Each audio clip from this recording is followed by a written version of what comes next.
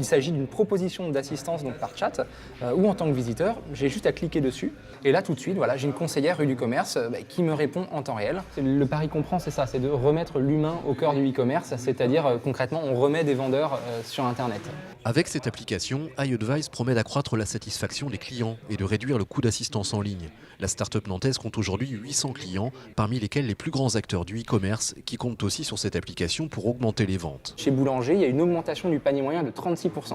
C'est-à-dire que les visiteurs qui viennent demander conseil auprès d'un vendeur repartent avec un panier qui est largement supérieur aux autres parce que le vendeur va réussir peut-être à vendre des accessoires complémentaires, des garanties, des choses comme ça. Lancé en 2010 avec une enveloppe de 100 000 €, iAdvice a atteint la rentabilité il y a un an et pourrait donc financer seul son développement. Mais pour accélérer sa croissance, l'entreprise vient de réaliser une levée de fonds auprès d'investisseurs. C'est une levée de fonds d'1 million d'euros.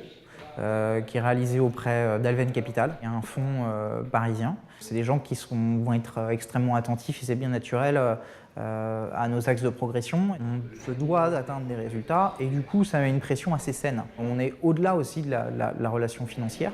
Il y a ce qu'on appelle le smart money, c'est-à-dire cette capacité à nous conseiller au regard de leurs expériences passées dans des investissements précédents. Un pactole qui permettra de recruter des compétences et d'améliorer le produit. Il ouvre ainsi la voie à une extension de marché. Aujourd'hui, on est très présent dans le e-commerce.